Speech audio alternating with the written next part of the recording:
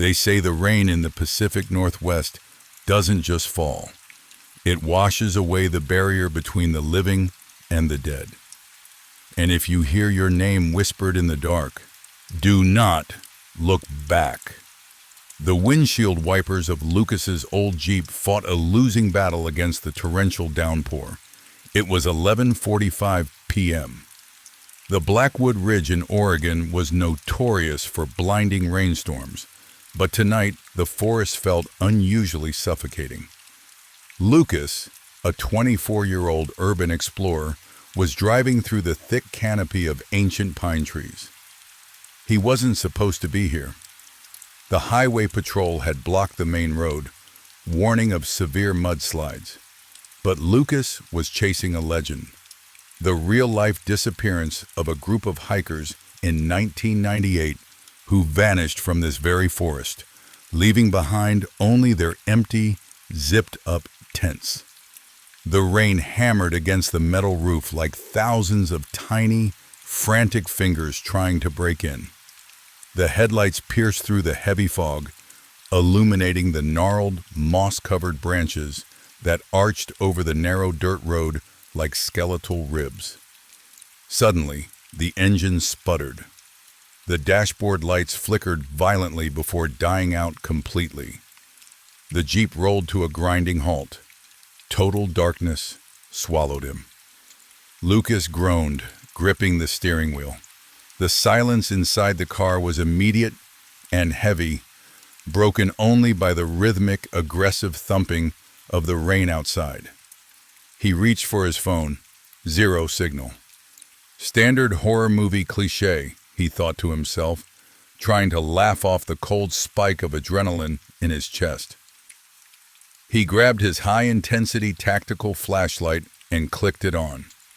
The beam cut through the wet glass, revealing the dense wall of the forest. That's when he saw it. A silhouette standing just 10 feet away, right at the edge of the tree line. Lucas froze. The figure was tall, impossibly thin, and standing perfectly still in the pouring rain. It wasn't wearing a jacket or any rain gear. It just stood there, facing the Jeep. Lucas's breath hitched. He flashed his light directly at the figure's face, expecting a stranded hiker. Instead, the light revealed a pale, sunken face with wide, unblinking eyes that reflected the flashlight like a deer in the headlights. The mouth was stretched open in an unnaturally wide, silent scream. Lucas's heart hammered against his ribs. He blinked, and in that split second, the figure moved, not walking, but gliding forward with terrifying speed, straight toward his driver's side window. Lucas threw himself toward the passenger seat, just as a wet, pale hand slammed violently against the glass. The impact on the window cracked the thick glass. Lucas screamed, scrambling frantically into the back seat of the Jeep. His heart was a drum in his ears. Through the cracked, rain-streaked window, he looked out. The pale figure was gone, but the terror didn't stop. From the darkness of the woods, a sound began to rise over the noise of the pouring rain. It was a voice, a wet, gargling voice that sounded like someone drowning, yet it was distinctly calling his name. Lucas. Lucas. Panic overrode reason. Lucas knew that staying inside a dead car with a broken window made him a sitting duck. He grabbed his backpack, pushed the passenger door open, and tumbled out into the freezing rain. The mud instantly soaked through his boots. The cold wind bit into his skin, but the sheer terror kept him moving. He sprinted away from the road, plunging headfirst into the deep, dark labyrinth of Blackwood Ridge. Branches tore at his jacket and scratched his face like desperate hands. The forest floor was a chaotic mess of slippery mud, exposed roots, and decaying leaves. Every shadow seemed to stretch and twist into monstrous shapes under the erratic beam of his flashlight. The rain was deafening, a relentless roar that filled his ears. But beneath that roar, he could still hear the footsteps. They weren't human footsteps. Whatever was chasing him was heavy, snapping thick branches and thudding against the wet earth. Yet it moved with an unnatural, chaotic rhythm. Thud, thud, thud, thud. It was gaining on him. Lucas gasped for air, his lungs burning in the cold night air. He looked back for a fraction of a second, his flashlight sweeping across the dark trees. For a brief moment, the light caught multiple pairs of glowing, pale eyes staring at him from the high branches. They weren't animals. They were human-like shapes, clinging to the wet tree trunks, upside down, their limbs bent at impossible, broken angles. They were waiting for him to trip. They were hurting him. He looked back forward just in time to see the ground disappear beneath his feet. He shrieked as he slipped on a steep, muddy slope, tumbling down a rocky ravine, his flashlight flying from his hand as darkness completely enveloped his world. Lucas hit the bottom of the ravine with a sickening thud, the breath completely knocked out of his lungs. For a moment, he lay there, in the cold mud, tasting copper. The rain poured directly onto his face, blinding him. He frantically searched the mud with his hands until his fingers brushed against the cold metal of his flashlight. It was cracked, the beam flickering weakly, but it still worked. He dragged himself up, his left ankle throbbing with a sharp, white-hot pain. He was limping heavily now. Shaking the mud off his flashlight, he scanned his surroundings. The ravine had led him into a small, eerie clearing, and there, standing like a grim monolith in the center, was an abandoned, rotting wooden cabin. Its roof was half collapsed, covered in thick green moss, and the front door hung loosely from a single, rusted hinge, creaking back and forth in the wind. Lucas knew the stories of these woods. This had to be the old ranger station that was abandoned after the 1998 incident. Behind him, up the ridge, a chorus of those wet, gargling shrieks echoed through the trees. The things were coming down the ravine. Lucas had no choice. He dragged his injured leg across the clearing, pushed past the creaking door of the cabin, and slammed it shut behind him, jamming a heavy, broken wooden beam against the frame to lock it. The interior of the cabin smelled heavily of rot, stagnant water, and old decay. The rain hammered violently on the remaining tin roof, creating an echoing, metallic din. Lucas shined his dimming flashlight around the room. Broken chairs, shattered glass, and old, waterlogged papers littered the floor. He slid down against the wall, clutching his injured ankle, trying to quiet his ragged breathing. He was safe, at least for a moment. But as his eyes adjusted to the dim, flickering light, he noticed something drawn on the walls. The entire room was covered in charcoal scratch marks, thousands of tally marks, counting days. And above them, written over and over again until the wood was stained black, were the words, "It mimics the rain, do not answer." Suddenly, the hammering sound on the roof changed. The random pattering of rain turned into a rhythmic, deliberate tapping. Tap, tap, tap, directly above Lucas's head. Lucas held his breath, his heart hammering so hard he was sure whatever was on the roof could hear it. The deliberate tapping stopped. Then, from the other side of the thin wooden wall right behind his back, he heard a sound that made his blood run cold. It was the sound of text messages alert. Ding! Lucas frozen.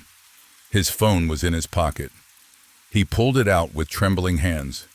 The screen was dead. Black. No power. Then the sound came again, right outside the wood plank he was leaning against. Ding, followed by a voice. It was a familiar voice. It was his mother's voice.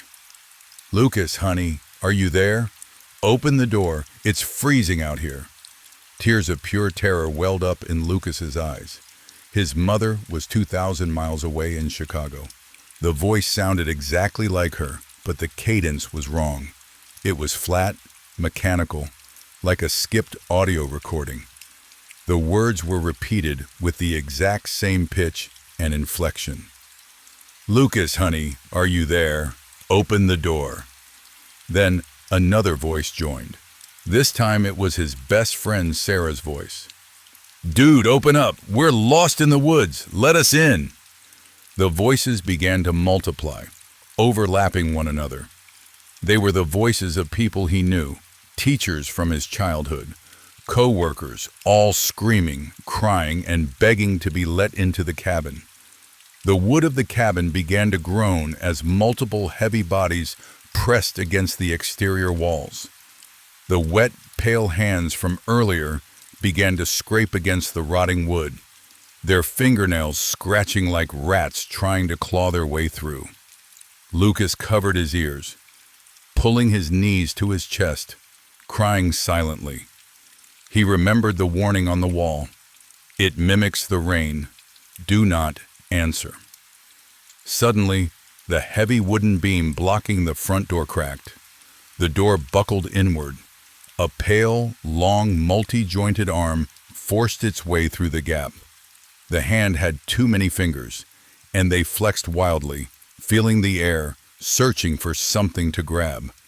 The flashlight in Lucas's hand gave one final, desperate flicker and died completely. The cabin was plunged into total darkness, save for the occasional flash of lightning through the broken roof. In those brief flashes, Lucas could see the ceiling. The rotting wooden planks above him were bending downward. Something massive, with pale skin and a face full of countless hollow eyes, was slowly pushing its way through the collapsed roof, dropping down directly toward him. In a blind panic born of pure survival instinct, Lucas didn't look back. He scrambled on his hands and knees across the pitch-black floor, ignoring the agony in his ankle. He remembered seeing a small window in the back room of the cabin. A flash of lightning illuminated the room for a fraction of a second. In that flash, he saw the creature's face just inches from his own. It had no nose, no hair, just a massive, circular maw lined with rows of needle-like human teeth, vibrating as it produced the overlapping voices of his loved ones. Lucas let out a guttural scream and threw his weight against the small back window. The glass shattered, cutting through his jacket and skin as he tumbled out of the cabin, rolling into the mud outside. The rain hit him like a physical blow. He didn't stand up. He crawled, dragging his useless leg through the thick mud, moving blindly away from the cabin. The forest around him seemed to be laughing. The rustling of the leaves and the crashing of the rain sounded like 1,000 whispering voices, mocking his struggle. He dragged himself to the base of a massive, ancient oak tree, squeezing his body into a small hollow between its giant roots. He pulled his wet backpack over himself, trying to blend into the earth. He turned off his mind, squeezing his eyes shut, repeating a single prayer over and over in his head. Just let the sun come up. Just let the rain stop. Hours passed. The storm never eased. The rain fell with the same intense, unnatural fury. Slowly, the darkness of the night began to soften into a pale, thick gray fog. Dawn had arrived, but there was no sun. The forest was trapped in a perpetual twilight. Lucas opened his eyes, shivering violently from hypothermia. The silence was absolute now. No shrieks, no voices, just the steady, endless falling of the rain. Lucas felt a sudden wave of relief. He had survived the night. Weakly, he pushed the backpack off and crawled out from between the roots. He looked down at his hands. They were pale, wrinkled from the water, and covered in mud. He tried to call out for help, to see if anyone was nearby. But when he opened his mouth, no human words came out. Instead, the sound that escaped his throat was the perfect, rhythmic, metallic sound of windshield wipers. Swish, swish, swish. From the fog around him, multiple pale, gaunt figures slowly emerged from the trees. They didn't attack him. They just watched him with wide, hollow eyes. Lucas looked down at his legs, but they were gone, his lower body now twisted and rooted into the wet, black mud of the forest floor. He wasn't a visitor anymore. The Blackwood Ridge had claimed him, and as the endless rain poured down, Lucas opened his mouth and joined the chorus of the forest, whispering the names of the next travelers to come.